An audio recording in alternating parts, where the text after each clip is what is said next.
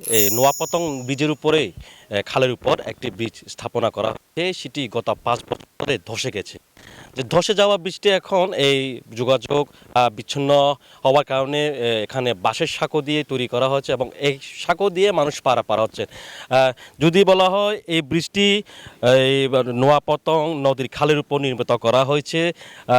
গত বর্ষা মৌসুমে 2023 সালে বর্ষা মৌসুমে এই বৃষ্টি পুরোপুরি দেবে যায় এবং এক পাশ দিয়ে দেবে যাওয়ার কারণে এখানকার যে এলাকাবাসী চলাচল করছেন তাদের মাঝে যে দুর্ভোগ সেটি তারা বেগ পাচ্ছেন। এবং যদি বলা হয় এই ব্রিজের পুরোটাই কিন্তু নোয়াপতং যে খাল রয়েছে সেখানে ধসে পড়ে গেছে এবং এই সড়কের যে মানুষ যাতায়াত করছেন তারা কিন্তু এই খুবই ভোগান্তিতে রয়েছে।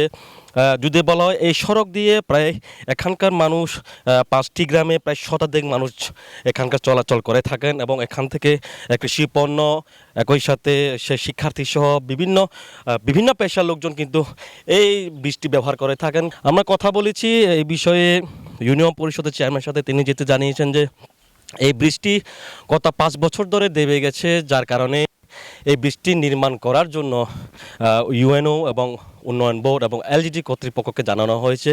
তবুও এই ব্রিজের যে গতি এবং যে নতুন করে নির্মাণ করা সেটি এখন আভাস পাননি।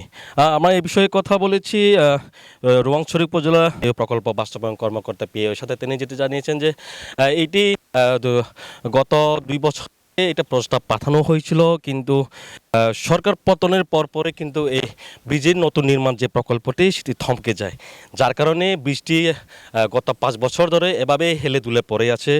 এই ব্রিজ ধসে যাওয়ার কারণে যেসব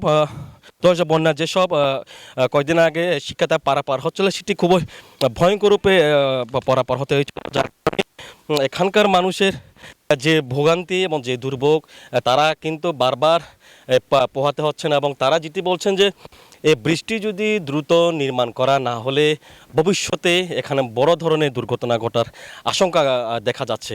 এবং এখানকার এলাকার মানুষের যেটি বলছেন যে এই বৃষ্টি যদি দ্রুতভাবে নতুনভাবে নির্মাণ করা না হয় তাহলে ভবিষ্যতে কোনো ধরনের ভেসে যাওয়া কিংবা বড় ধরনের দুর্ঘটনা ঘটার আশঙ্কা করছেন এখানকার মানুষ। এই ছিল বান্দরবান রোয়াংছড়ি নোয়াপতং থেকে সর্বশেষ খবর।